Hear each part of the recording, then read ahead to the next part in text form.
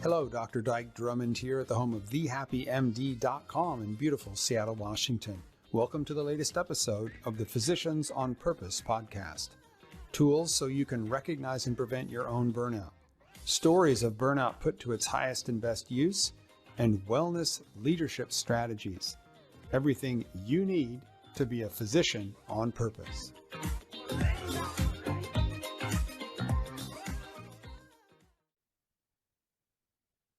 Hello again, Dr. Dyke Drummond here at the home of The Happy MD in beautiful Seattle, Washington, with the latest edition of the Physicians on Purpose podcast. Today is a real treat. It's part of a three-part series that we are going to do. I say we because I have Dr. Penelope Shue, one of our coaches here at the Happy MD, and Dr. Pam Pappas. Both of them are MDs and ICF certified coaches that work to help the doctors that come in through the happymd.com for help with overwhelm and burnout and optimizing their practice. And what we're going to talk about here for these next three podcasts is suicide, specifically preventing physician suicide. And we're going to do a three-part series here. Today is going to be how you can recognize your own suicidal ideation, how you can recognize when you're at a place where this may be turning into something more significant with larger implications than just being overstressed.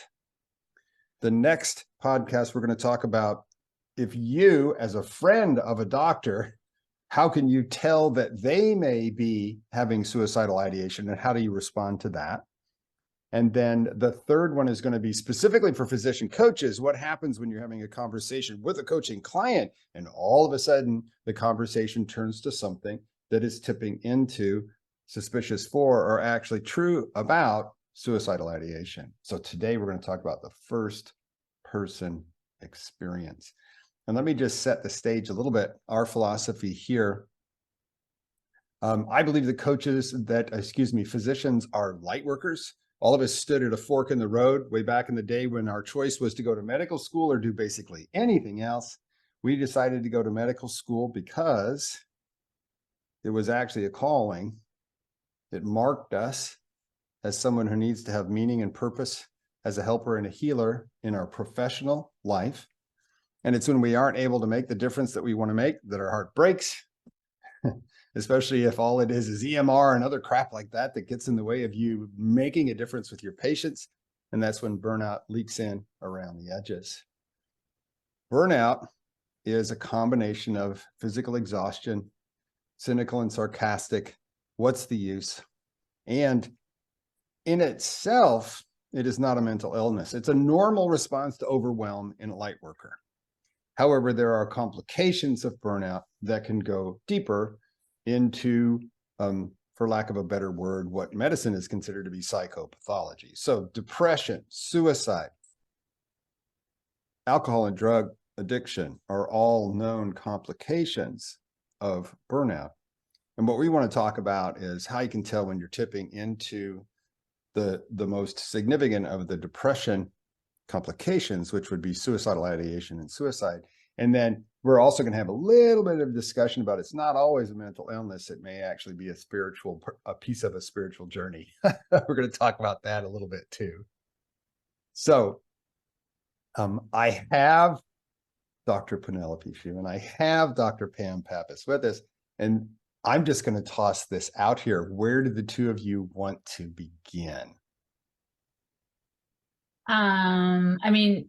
If today is the personal aspect of things, I'm always happy to share. And this has sort of become part of my introduction when I meet groups of people and even when I meet new clients of just sort of telling them and sharing my story. So I don't know if Pam, if you wanna go first or if you have anything else you want to start with.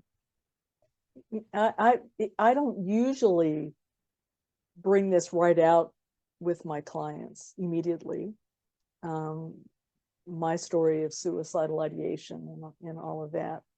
Certainly I talk with them about my burnout experiences, multiple, and digging my way out of those and what I wish that I would have had available to me during those times. But because of the subject matter of this and my personal experience, I was willing to say a piece about that. Well, and let me Um, also say that one of the things that we teach here is we teach a lot of wellness leaders, people who lead wellness in their organization. One of the key principles is tell your own story first.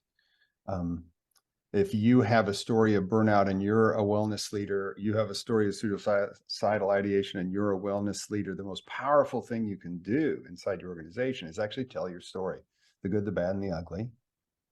And so what we decided to do, what Dr. Shu and Dr. Pappas decided to do, was to tell their stories. That would be now. okay, I can start if that would Okay, be great. so great. Yeah, so the thing is that I would really want to convey is that things are going on inside us all the time that may look very different on the surface and how other people see us. And we know that physicians are extremely well versed in trying to look more together than they actually feel because of this mandate: never show so-called weakness, do not have pain, do not have needs, basically. And the code of silence around depression and suicidality is extremely strong in our culture at large, but I think even more so in physicians because there's a lot of implications. And so what I'll share is my own personal experience that is many years ago now. And I was highly busy in working in a psychiatry department at a major medical school, and my marriage was going south, and this was very, very hard for me. It coalesced with a long time history of family trauma and alcoholism and domestic violence, which I had been exposed to and as a kid. And I think that my particular trajectory in becoming a physician, light worker, like Dyke you were just saying, had to do with wanting to heal my family, my quote fucked up family and very deeply suffering family. So when my marriage was starting to unravel, this became absolutely horrible for me. And the thing is that during this time, I was in twice-a-week psychotherapy with a psychiatrist who had agreed to see. I was a chief resident and a early faculty member by that point. And he was like a half hour away from our department. So the confidentiality was there, plus the know-how was there. He was a good guy and an excellent listener and a therapist. And my then husband was upset with me for seeing him because he didn't understand that I was unraveling my lifetime trauma and trying to deal with it so that I can deal with this marriage that's not going so well.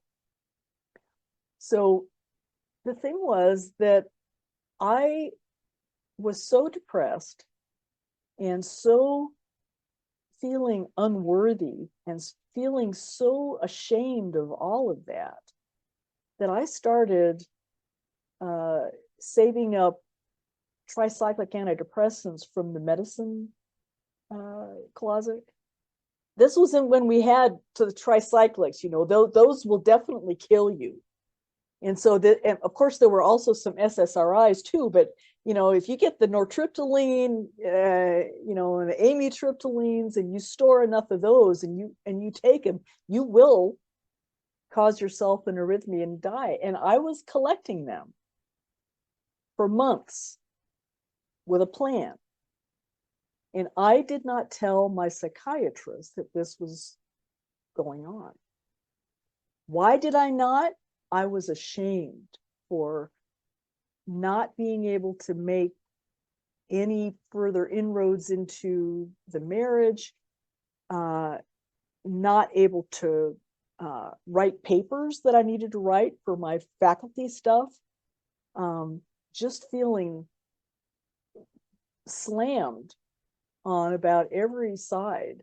And I think that I was basically not trusting anybody at that time, even this well-meaning physician who was trying to help me.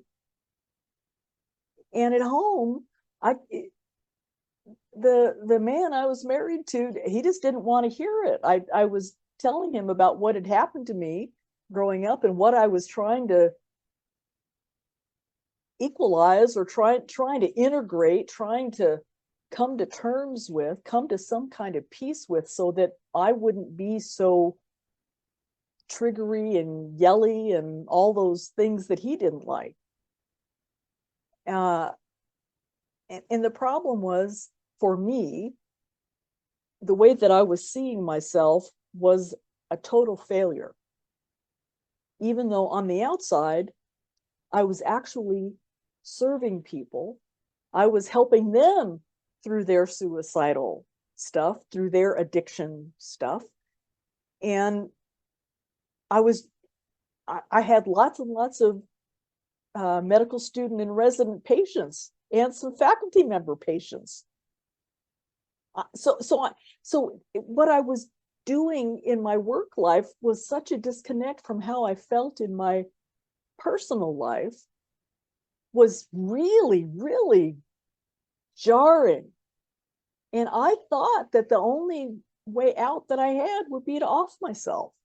There was a particular night that I had a especially horrible interaction, finding my husband with another person, another woman. And I was so devastated with that I thought, okay, that's going to be the night. So I'm driving away from the house, and a little voice comes inside me. Go see your friends that are kind of on the way. It's a couple of mine. One was a co-faculty member in my department, and one was his wife. And I don't know how I did it, but I turned the car and I went to their house.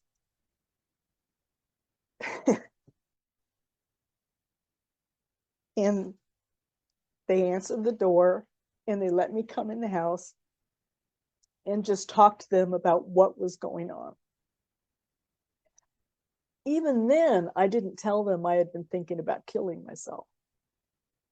Just this horrible thing that had happened, and how outraged and how wounded and how ashamed and all the stuff that I was. And it was not until several years later that I called up my friend and said, you know what, you remember that night? And he says, yeah. I said, well, you know what, you and your wife saved my life. You probably didn't know it. He says, well, yeah, I knew you were pretty down, but I didn't know it was that far down. And I said, you know, I really owe you for being willing to hear me, even if I was talking in ways that you couldn't relate to or didn't understand, or I wasn't explaining myself very well, but I was really freaked out. And I just want to thank you for doing that. And I'm convinced that had they not been home, y'all might not be seeing me now. But that little voice inside me was really, really, really important. We all have one. And I think one of our best things is to try to help people learn to hear that and to heed that. Thank you, Pam. Thank you for telling your story. And I think, yes, thank you, Penny. I think of the magic bubble, right? The magic bubble. Of course they were there that night. I was lucky. Probably watching reruns of Seinfeld or something they felt okay about turning off just to talk to you.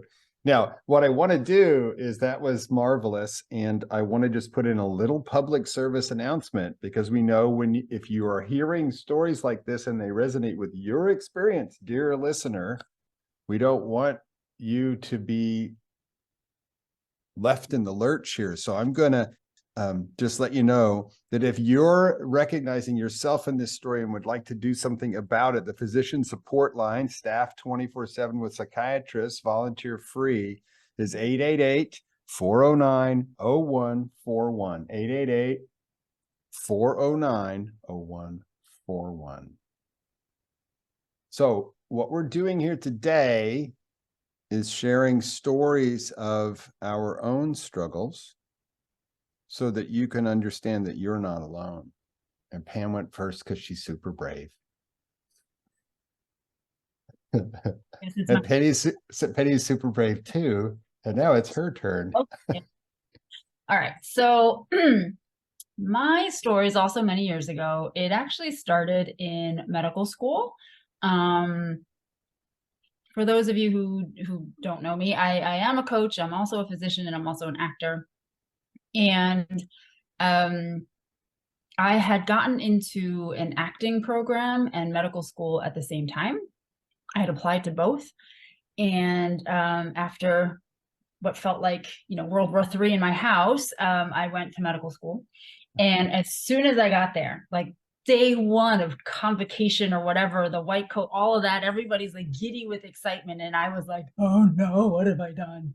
And I was miserable. So I knew the first day of medical school that I had made the wrong choice.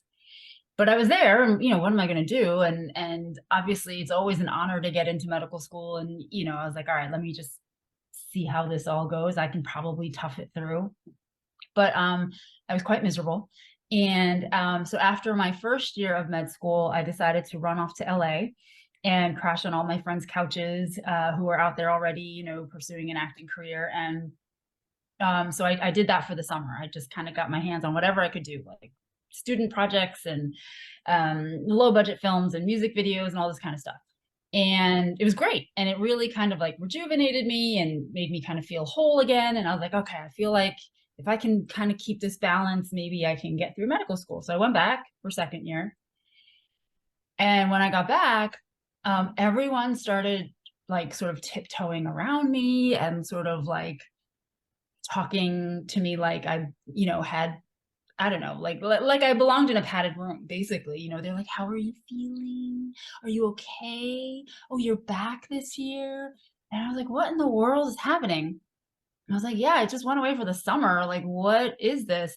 And nobody would tell me what was going on. And everybody was sort of and I finally got somebody in my class to tell me what was going on. And basically what had happened was the rumor had gone around that I had actually had a psychotic break at the end of our first year. And that in my psychosis, I thought I was an actor, and I had flown out to LA and had I had this wild and crazy, psychotic episode thinking I was an actor, and I somehow made it back to school. But was I still psychotic? Did I spend some time in a padded room? Like, what was going on with Penny? And obviously I was mortified, and I like stopped speaking to most of my class, and I had very few friends after that. But that was my first sort of introduction, or what I interpreted as my introduction into the way medicine was going to react to sort of taking a path less traveled or not traveled, right? Like anything outside of, lab research, bench research, volunteering, anything in the world of creativity was a sign of psychosis. And so I just sort of, I remember deciding I'm shutting all of this down. I'm shutting down acting, I'm shutting down performing. I'm never going to do it again, let alone talk about it. And certainly never with anyone within the medical institution. And I'm also going to remove myself from all these people who now think I'm a wackadoo, and I don't want to even talk to them. So I just kind of like isolated myself for the rest of medical school. I mean, I still had friends, but like a very small knit group of friends, and that was it. I just didn't want to deal or talk to or interact with anyone. And then you go to residency, and obviously it's even worse, right? Like the hours are longer and whatever. And as much as I had sort of tried to suppress everything and be like, okay, that life is over, I'm not doing that anymore, I just kept dreaming about LA and like pilot season. And I would like secretly be looking for auditions and like, what could I sneak out to? And again, not tell anybody. But it got harder and harder to kind of like compartmentalize and shove it down, because the worse I felt in residency, just like the exhaustion and the mental toll of, you know, watching children die and all this kind of stuff, the worse I felt there, the more I would dream about acting. And then the more I try to shut that down. And it just sort of became this vicious cycle of like never being happy. And the little things that would make me happy, I immediately had to shut down. And again, I didn't dare say a word to anyone, you know, forget my co-residents, forget my program director, you know, nobody, not my parents, no one. And so similar to you, Pam, like you just like, what do you do with all that, you know? And I was like, whatever, 26 at the time or something, you know, like who can handle all of that? And without any sort of avenue to work it out with anyone, you just kind of start to think it's you know, like I really did start to think like maybe they were right in medical school. Maybe I am like literally crazy, you know, maybe I don't have what it takes. Maybe I am like schizophrenic or multiple personality, you know, like maybe that is me, because nobody around me has these issues, or at least I thought, right? Again, to your point, like the wall of silence, you know, so I didn't see anybody else struggling beyond just the physical exhaustion of residency. I didn't see anybody struggling with these sort of like, who am I? Is this the road for me kind of questions? And so I didn't know what to do with it. And it just got worse and worse. And again, there's always that fateful night, right? Like there, I remember it was December in New York and I was in the ER. And so when you're on the ER rotation, you know, you get 12 hours on and 12 hours off, 12 hours on, 12 hours off for like weeks on end. And I remember during that time, you know, it's December, so it gets dark at like 4 o'clock. You know, December is always super busy for pediatrics. I would like get home at whatever it was, like midnight or 1 o'clock in the morning. And I remember many nights, like not even making it. And I lived in a studio. I couldn't even make it to my bed. I would just kind of collapse on the living room floor in my scrubs and just cry myself to sleep. And then I would wake up like 8 hours later, take off the scrubs, shower, put on a new set of scrubs, and go right back to the hospital and rinse and repeat for days and days and days. And like literally my bed was untouched, and I could not even make it 200 feet to my floor without just crumping in a pile of tears. And one night I was like driving home and I was like, fuck it. Like, I don't want to do this anymore. And so instead of going home this way, I went this way, which was the Throgs Neck Bridge, which is a bridge near my house where I was living. And I was like, I think this is the best idea. Like, this is going to make me feel better. You know, if I just don't have to go home and cry and get up tomorrow, then everything will be better, right? I will feel better. You know, the residency will be fine, and they'll have another resident take my place who will be 100% dedicated, and all will be well. And I remember staring at the water, you know, as it was going by under the bridge, in my weird state of mind, trying to figure out how fast the water was going, right? So that I could figure out like how far would I float by morning, and like if I took off all my clothes, like how long would it take for hypothermia to kick in given my weight and the temperature of the water. Like I was doing all this math essentially to make sure that I would drift away so that my parents would never find me, and you know, and like no one would ever. And I was like, okay, take off the ID and, you know, take off all your clothes so there's no identifying information. Like I had the whole thing planned, ready to go.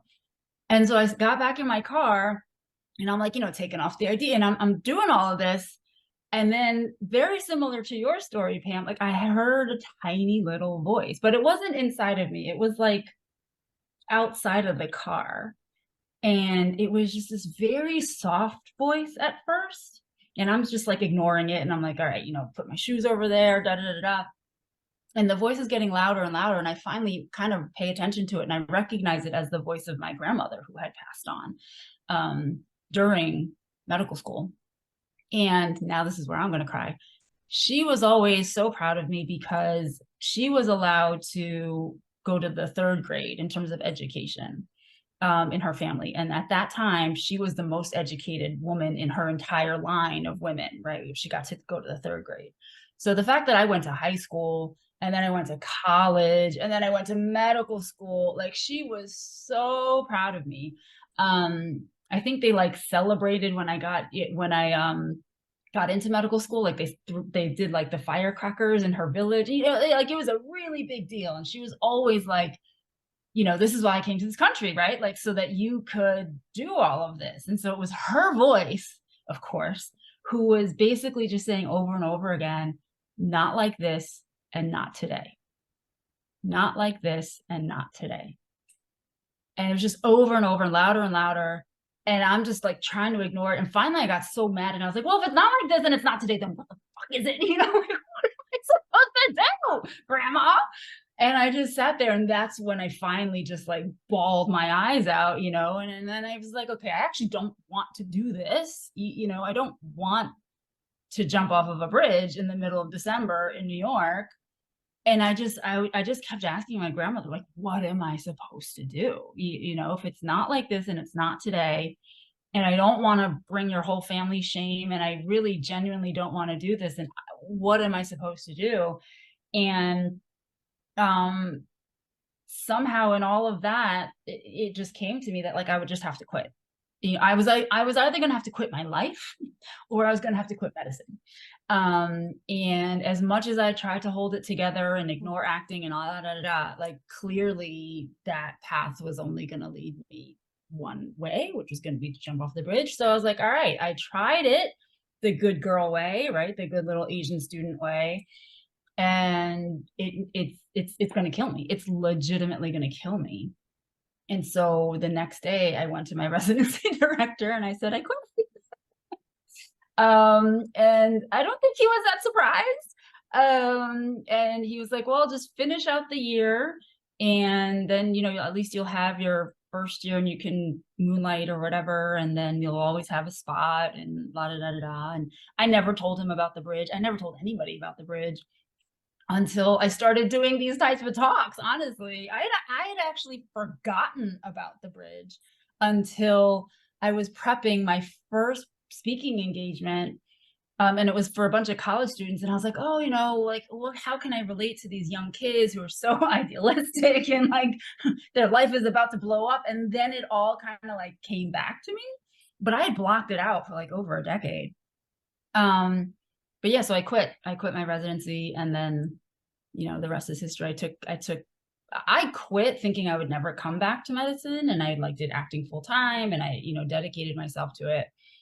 But weirdly, about 9 months after that, I actually was temping somewhere, and I was temping, where was it? I can't remember where I was temping, but anyway, my boss at the time was every morning she'd be like, this is life and death, people. This is life and death. We got to get those numbers done and da da da da, and we got to get this report done by 2 p.m. Life and death, like every day. And at some point, I was like, actually, no, it's not. I've been there, done that, and this is not it. And I was like, oh, actually, I know what life and death is. And out of this whole pod of people, I'm probably the only one equipped to actually know how to do something if it was a life and death situation.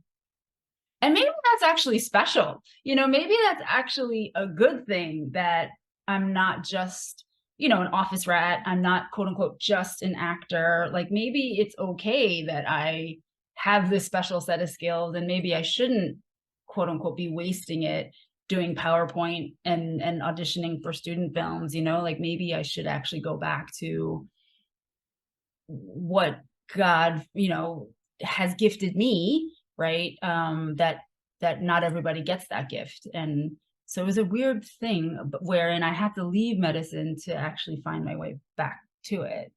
And that was a very long story, and I apologize. Sorry.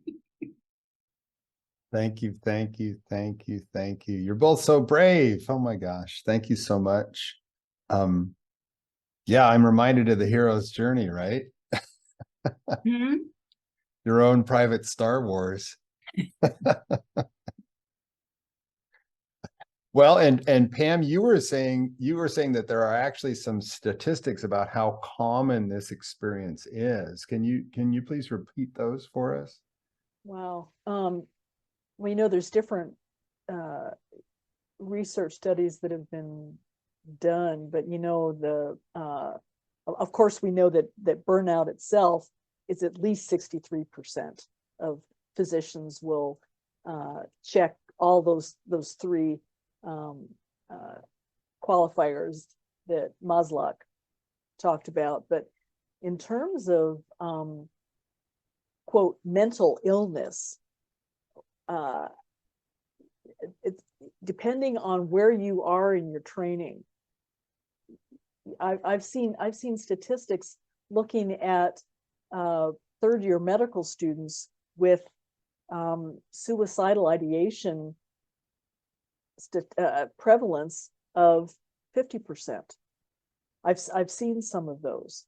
I've seen interns, that they are even higher.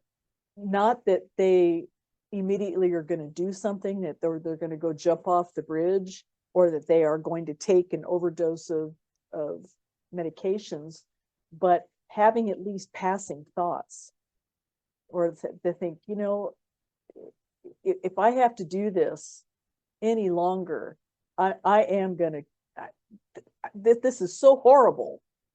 I can't see any way out. I just want to reduce the suffering in some way. And the other piece is having lost hope that there is any possibility of it feeling any better ever. So I'm not going to give you a bunch of numbers because they're all across the board and those papers are available.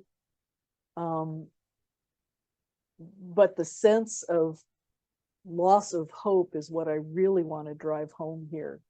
And the feeling that you were talking about, Penny, of isolating yourself and knowing that what you deeply wanted, what was really important to you, seemed to be incomprehensible by the people that were around you.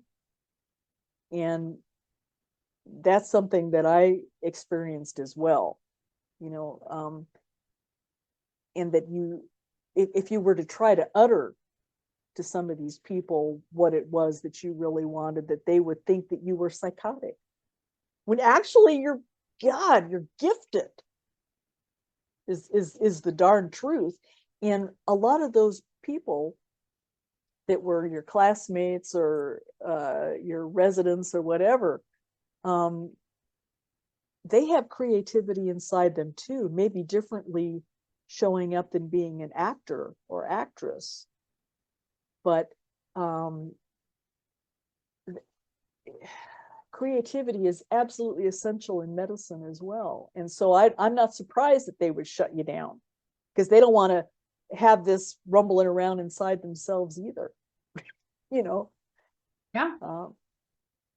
Well, and another pattern that I recognize in my coaching clients is that oftentimes, all the time, there are things going on at the same time that have nothing to do with their medical practice or their medical education. There's family of origin issues. You're having a similar sensation to something that happened previously in your life that was negative. There's other things going on. I'm also impressed that each of you were nudged back by a friend or a past friend, a friend or a grandma, the voice of an internalized voice of a grandma. So one of the things that the programming of your medical education and the process of being a doctor will do is isolate you. What if they find out? Never show weakness. That's some of the prime programming. And I want everybody who's listening to know what we've just listened to are stories of great doctors who are willing to tell their stories here for us, because this is an incredibly common experience that many of us go through. So I would encourage you to tell your story if you're listening to us right now. That hotline, if you'd like some support, and again, I'm giving it to you so you can do something right now if you feel that you need to. The physician support hotline is 888-409-0141, 888-409-0141. And what we're going to do in the next piece of this mini series, part 2, is talk about how to be an ally in this situation. Meaning, what do you do if one of your friends knocks on your door late at night, says they want to talk? Or if you're having a casual conversation and you get the hair stand up on the back of your neck, what might you do to reach out to your colleague who may be feeling just like Dr. Pappas and Dr. Shu were when they were in the midst of these struggles? And now let's go ahead and put a bow on this. What would each of you like to say or do or ask to be complete for today? Well, I just want to say thank you for being willing to hear my story, and I am honored to listen to Penny's. And that's a story I had never heard her tell before, so I'm very grateful that I had a chance to listen. Thank you. And likewise, I don't think I've ever heard your story before either, Pam. I think I just want to say that, like, you know, it's so common, I think it is far more common than we think. I think the isolation is the thing that keeps us from acknowledging it within ourselves, of getting support, of sharing, of leaning on anyone. And so I think, my hope would be that people can hear our stories and realize, like, it doesn't mean you're weak. It doesn't mean you're broken. It doesn't mean, you're incapable of doing this job. It doesn't mean any of that, right? It means, like, we all suffer. Life is hard. Being a physician, especially in this day and age, is incredibly hard. And it just means you're human. And, I think we should start looking at it that way versus like a sign of psychopathology necessarily. I mean, it is, but it is also a very normal human experience. And so, I just hope that more people can see it that way and see these stories, not like, what, but more like, yep, there's another one, and can we just sort of normalize it and talk about it more and lean on each other and not isolate from each other. Yeah, and always have a friend or two where you can tell the truth. And maybe they predate your medical, your dive into the medical education universe, right? Well, and I have not heard either of your stories beginning to end like this. So thank you very much for allowing me to be a witness. Thank you, Dr. Pam Pappas. Thank you, Dr. Penelope Shu. And we're going to wrap this up and watch for part 2. Our podcasts come out every week, but if you're looking at the library, that you can listen to part 2 right now. It'll be all about how to be an ally in this situation to a friend who may be feeling this way, and you're getting a little hint that that's what's going on.